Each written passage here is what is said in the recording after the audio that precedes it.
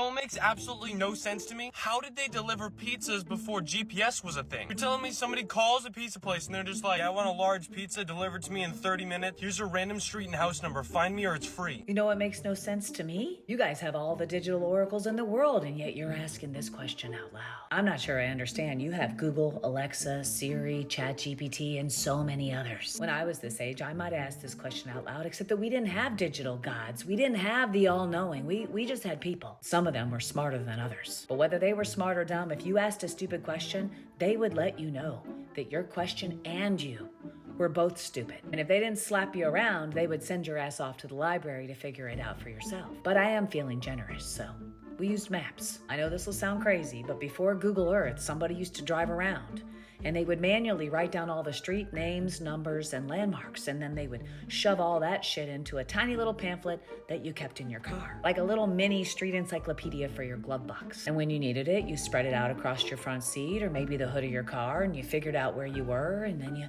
pointed and went. Sometimes you would have to just keep driving until something looked familiar, and if not, then you got lost. That's when the pizza was free. Well, it was when you were lost. We certainly did not sit around waiting for some voice or somebody to tell us which way to go. Questions like this have me convinced that if your GPS lags for more than 2 seconds, you're gonna end up in a ditch somewhere or maybe in the middle of a lake.